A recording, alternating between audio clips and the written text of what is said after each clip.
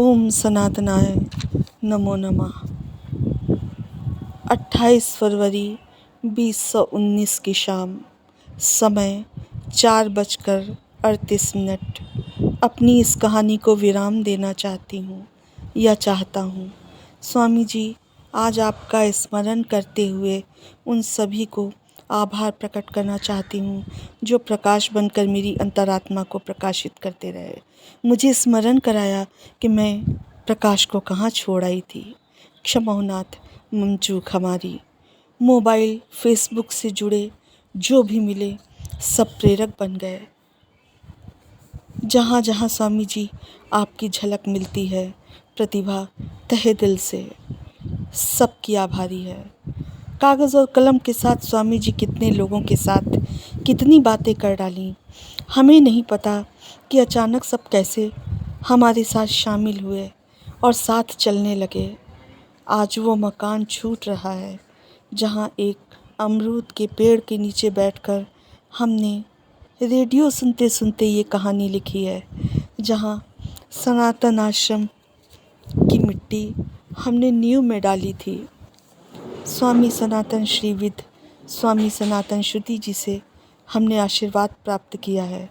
और क्या कहें, सब तो ईश्वर आप जानते ही हैं। साहित्य सागर में लिखने का प्रयास कर रहे थे, बहुत कुछ उस मंच से सीखने को मिला। मैं प्रतिभा प्रकाश से क्षमा मांगते हुए उन सब की ऋणी हूँ जिनके माध्यम से मैं प्रकाश तक पहुँची। सचमुच गुरु होना आसान नहीं है। मेरा और प्रतिभा यानी कि जीव रूप बुद्धि प्रतीक मात्र प्रतिभा और आत्मा प्रकाश का भार गुरु जी आपने जिस तरह से उठाया है, मैं सदैव ऋणी हूँ आपका। गोविंद जी, हमने आपको कभी देखा नहीं और कभी धन्यवाद नहीं दिया और ना कभी धन्यवाद देंगे, बल्कि हम तो सदैव आभारी हैं आपके। जिस दिन आपका शुभ प्रभात का संदेश नहीं आता था, लगता था सुबह ही नहीं हुई। स्वामी जी, आप जानते हैं कि मेरी हर परेशानी का इलाज बस आपका आशीर्वाद है। हर्बलाइफ मीटिंग में तो हम बार बार इसलिए जाते हैं कि शायद कभी आपके दर्शन हो जाएं। हमें नहीं पता कि सच क्या है। ऑल इंडिया रेडियो, रजनीगंधा, विविध भारती, ये सब प्रोग्राम तो मेरी कलम के साथ इस तरह चल रहे थे जैसे कि सारा ब्रह्मांड हर्षित हो। इस समय हम हर्बलाइफ में ऐसी स्थिति में हैं, कुछ कर भी नहीं पा रहे और छोड़ भी नहीं पा रहे। और तभी हमें समझ में आया कि हमने पहला कार्ड अपने सनातन स्वामी जी के यहाँ दे दिया, क्योंकि आज भी मेरे साथ आप ही हैं। हमें लगता है हमने सभी को कार्ड बांट दिया। और वैसे भी हमारे सर कहते हैं कि यदि आपने सबको कार्ड बांटा है तो एक मार्क ह्यूज की आत्मा है जो सबको देख रही है। तो यदि वो सबको देख रही है तो वो हमें भी देख रही होगी। शाम ढल रही है, आज भी गौरैया बोले जा रही हैं।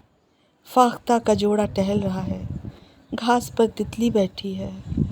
अमरूद की डाल से गिलोय की लताएं उस ज़मीन को चूम रही हैं जहाँ सनातन आश्रम की मिट्टी डाली गई थी। अजान सुनाई देने लगी है और फिर इंतज़ार है एक नई सुबह का। सुनने में आया था कि भारत पाकिस्तान की लड़ाई में बहुत से हिंदुस्तानी और बहुत से पाकिस्तानी मारे गए। हे स्वामी जी, आप प्रभु से कहिए कि सभी लोग सुख और चैन से रहें, क्योंकि जाने वाले तो जाते हैं। किसी माँ की गोद सूनी होती है तो किसी की मांग का सिंदूर मिट जाता है। हे स्वामी जी, सदा आशीर्वाद के रूप में हमारे साथ रहें, इतनी विनती है हमारी। मेरे साथ बहुत से लोग हैं जो आपकी प्रतीक्षा कर रहे हैं। उन सभी को मैं प्रणाम करती हूँ जो सफ़र में मेरे साथ रहे या जो सफ़र में कहीं छूट गए। स्वामी जी, आपने कहा था कि शब्द माँ सरस्वती के होते हैं। सो नहीं पता कि आज माँ ने मुझे क्या लिखवाया है। शब्द के अर्थ कभी कभी गूगल से भी सर्च करते हैं। सुबह सुबह रेडियो में पुष्पांजलि में तो ऐसा लगता है कि अनुराग हसन जी, सुष्मित त्रिपाठी जी इत्यादि बहुत से लोगों के रूप में मुझे आप ही समझाते रहते हैं। कोई दिन ऐसा नहीं होता कि आप मेरे सपनों में ना आए हों और मुझे नित नया संदेश देते रहे हों। एक दिन मैंने स्वप्न में देखा कि मैं आपके मंदिर में हूँ। वहीं पर एक मोबाइल रखा है जिसमें स्पष्ट जानी पहचानी आवाज़ मुझसे कह रही थी कि देखिए प्रतिभा जी, पूजा वगैरह तो ठीक है, लेकिन आप प्राणायाम नहीं करती हैं।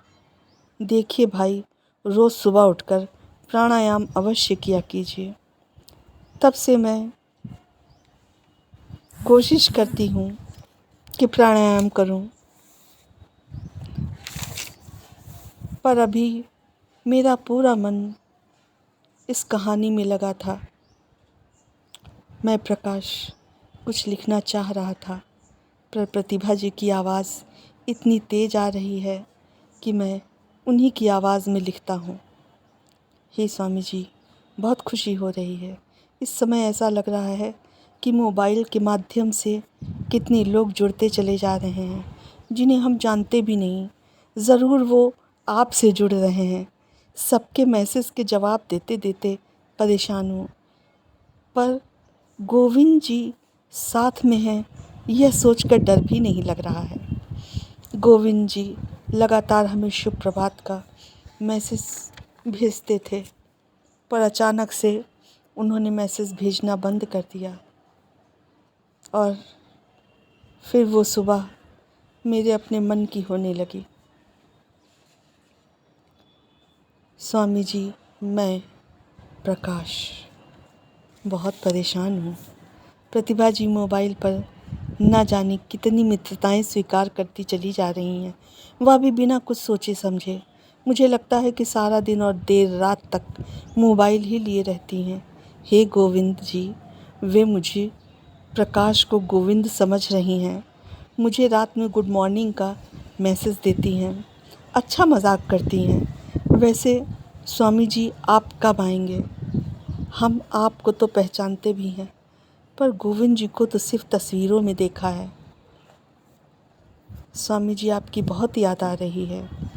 जाने कहाँ हमने सोचा था कि अपने स्वामी जी को कुछ लिख कर देंगे और जाने कहाँ प्रतिभा में खो गए। और जब कभी कोशिश करते हैं कुछ आपके विषय में लिखें, कलम रुक जाती है, मन खो जाता है, कुछ शब्द नहीं मिलते, ध्यान करते ही नींद सी आने लगती है और हम फिर अपनी और प्रतिभा के विषय में लिखने लगते हैं। पर इधर प्रतिभा जी का कहना है, स्वामी जी सच कहें तो हमें आज भी विश्वास नहीं है कि आप नहीं हैं। आपने कहा था कि आ बेटी, मैं तेरे लिए ही बैठा हूँ। फिर आप हमें कैसे छोड़कर जा सकते हैं? यदि आप नहीं हैं तो ये कलम कैसे चल रही है? मुझे तो कुछ भी लिखना नहीं आता। और आज स्वामी जी हम इन धरती, आकाश, चाँद, तारे, पूरी प्रकृति, वे सभी जो इस कहानी को लिखते समय हमसे जुड़ते चले गए, हम उन सभी के आभारी हैं और उन सभी को जो धन्यवाद के योग्य हैं उन्हें धन्यवाद कहते हैं और सभी को यथोचित अभिवादन करते हैं। कहानी की मैं वाचिका, संयोगवश मेरा नाम भी प्रतिभा है और इसीलिए मुझे दिलचस्पी हुई इस कहानी को सुनाने में। और पूरी कहानी पढ़ने के बाद पता नहीं क्यों कहानी से ही हटने का मन नहीं कर रहा है। ऐसा लगता है कि बहुत लोग हमसे छूट चुके हैं, मगर फिर भी। और आज मेरा ये सपना पूरा हुआ जो कि हम सचमुच में पूरा करना चाहते थे। हमने कहा था कि हम कुछ लिखना चाहते हैं और तब मेरे पास कुछ लिखने को नहीं था। आज कलम बंद नहीं होती, पर शायद मेरा उद्देश्य यही था। और सभी को मेरा यथोचित अभिवादन और प्रणाम। मैंने नहीं कहा किसी से कि आप इसे सब्सक्राइब करिए या आप इसे लाइक कीजिए। यदि आपको अच्छी लगती है तो आप स्वयं इस कहानी को और हमारे चैनल को सब्सक्राइब और लाइक करेंगे। शेष सब गुरु जी के ऊपर है। ओम सनातनाय नमो नमः। पूजनीय स्वामी जी संग श्री स्वामी सनातन शिवजी जी को सादर प्रणाम एवं चरण स्पर्श।